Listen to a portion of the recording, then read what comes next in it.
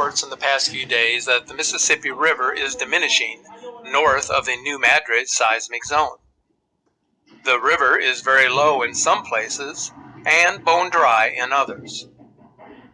As it turns out, there is actually a 130-mile stretch of the river from Tennessee to northwest Mississippi that is so low that it is impossible for barges to deliver their products to the markets.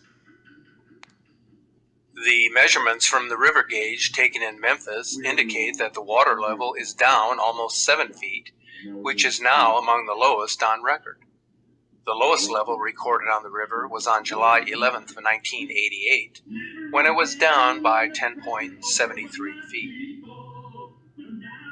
Just a few days ago, the New Madrid seismic zone registered 3 earthquakes within 10 hours of one another, which poses the question of whether the seismic zone activity is somehow causing the river levels to rescind. Or could it be some other natural cause, such as a severe drought, that has occurred in the Central Valley region? If the water level is dropping, as river gauges are indicating, then something out of the ordinary has occurred that could possibly explain this strange occurrence. It is very possible that the recent earthquakes near the seismic zone are creating stress on the fault, thus allowing the ground to temporarily move upwards as it attempts to adjust itself to the movements being registered along the zone. The heaving of the land was actually noted between December of 1811 and March of 1812, when the last major adjustment of the New Madrid occurred.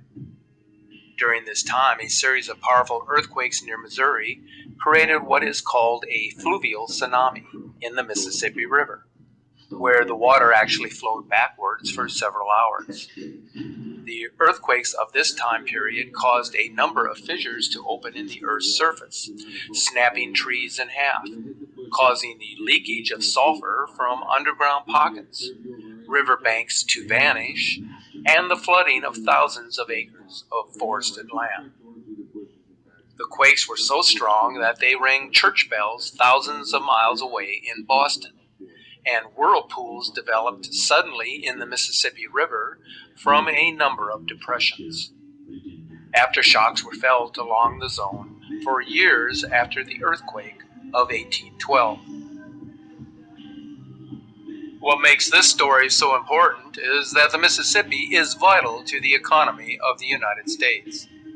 If the river barge traffic came to a slowdown or a complete shutdown, then the distribution of vital supplies such as grain, petroleum, and coal would be seriously jeopardized, since inland waterways carry 60% of grain exports, 22% of domestic petroleum, and 20% of coal that is used to generate electricity.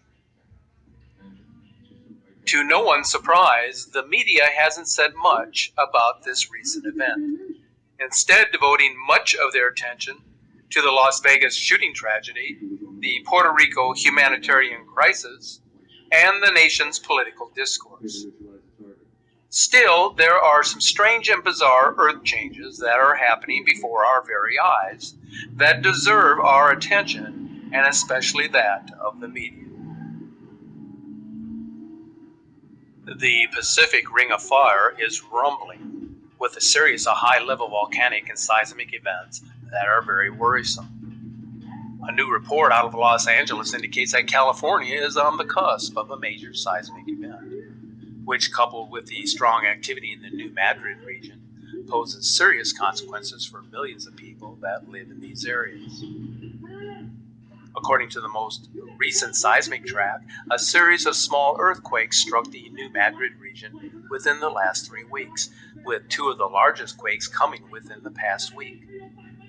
What is so unique about these most recent quakes is that they are all happening in the same area where portions of the Mississippi River are disappearing, according to initial reports from early October.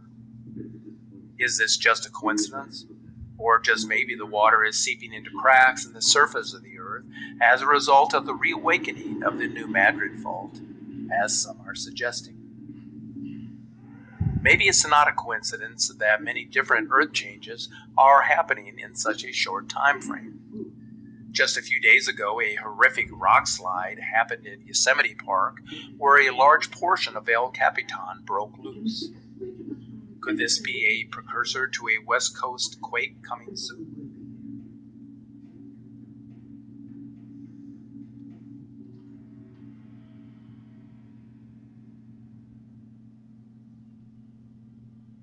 The 8.1